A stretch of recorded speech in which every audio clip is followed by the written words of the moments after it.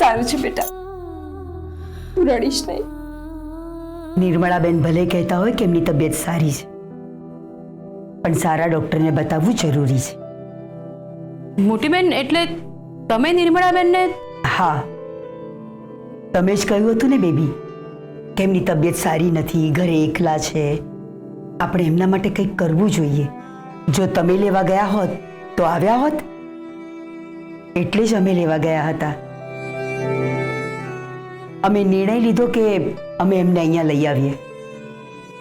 અહીંયા બધાની સાથે રહેશે, તેમની તબિયત પણ સુધરશે અને એમને થોડું સારું પણ લાગશે. વાહ, થેન્ક યુ. થેન્ક યુ કહેવાની જરૂર નથી. નિર્મળાબેન, જ્યાં સુધી તમારી તબિયત સારી ના થાય ત્યાં સુધી તમે અહીંયા જ રહેજો. તમે જો અહીંયા રહેશો તો કેસરના જીવને પણ થોડી શાંતિ રહેશે.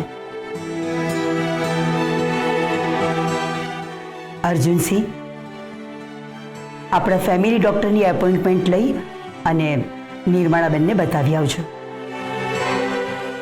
અને નિર્મળાબેન, તમે હવે આરામ કરો. તમારા માટે આરામ કરવો જરૂરી છે. જય સોમનાથ. જય સોમનાથ.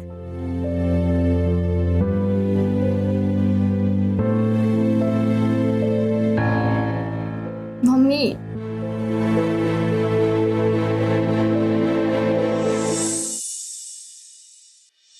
તમે એકદમ નસીબદાર છો. ઘરે ના આવ્યા તો પણ મમ્મીના હાથની લાપસી ખાવા મળી રહી છે. લો, લાપસી ખાઈ લો. જો કે હું પણ નસીબદાર જ છું. જેવી બાને ખબર પડી કે ત્યાં મમ્મીની કાળજી લેવા વાળું કોઈ નથી, તે બા મમ્મીને અહીંયા લઈ આવ્યા. ફોજદાર, તમે બા ઉપર છે ને ખોટા જ ગુસ્સે થાવ છો. બા તો એકદમ નારિયેળી જેવા છે, બહારથી કડક પણ અંદરથી નરમ. મને તો કેટલું ટેન્શન થતું હતું કે મમ્મીની તબિયત ખરાબ છે અને હું કંઈ જ નથી કરી શકતી. પણ બાએ તો આમ એક ઝાટકે મારું બધું ટેન્શન દૂર કરી દીધું. યસ સર, તમારે ઇમરજન્સીમાં અમદાવાદ જવું પડશે અને જો જરૂર પડશે તો ત્યાં રોકાવું પણ પડશે.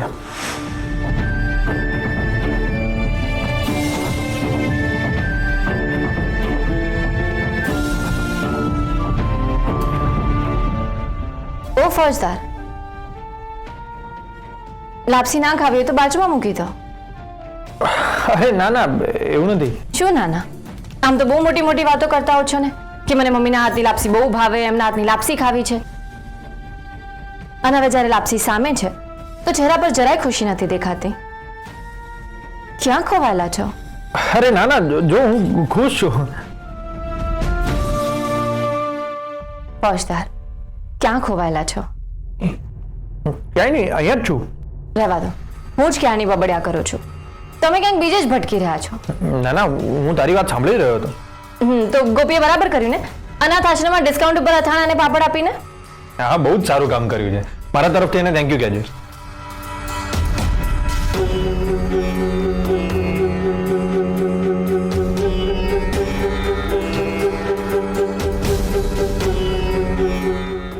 ફોજદાર, મેં ગોપીનું તો નામ જ નથી લીધું.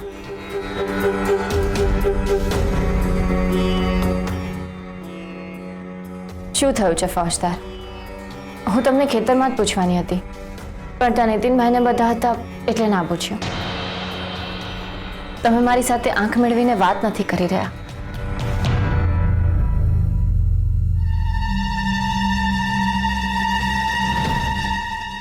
તમે મારાથી કંઈક છુપાવી રહ્યા છો. ફોજદાર, પ્લીઝ આમ શાંત ના બેસી રહો. મને ટેન્શન થઈ રહ્યું છે. અરે ના ના, તું ટેન્શન ના લઈશ. ટેન્શન લેવા જેવું કંઈ જ નથી. તો પછી કહી દો ને. જો ફોજદાર, મારાથી અજાણતા કોઈ ભૂલ થઈ ગઈ હોય, કંઈ બોલાઈ ગયું હોય, મેં કંઈ ખોટું કર્યું હોય તો મને કહી દો. હું પગે પડીને તમારી માફી માંગી લઈશ. પણ આમ આ રીતે... અરે કેસર, તું કેમ આવું વિચારી રહી છે? અને દર વખતે તું જ કંઈક ખોટું કરે એ વાત મગજમાંથી કાઢી નાખ. અને મને તારી કોઈ વાતનું ખોટું નથી લાગ્યું. તો પછી આમ ચૂપચાપ કેમ બેઠા છો? કંઈક તો બોલો. શું ચાલી રહ્યું છે તમારા મનમાં? અરે કેસરી, તો હમણાં ચૂંટણી પૂરી થઈ ને, તો આ નહેરનું કામ હજી બાકી પડ્યું છે.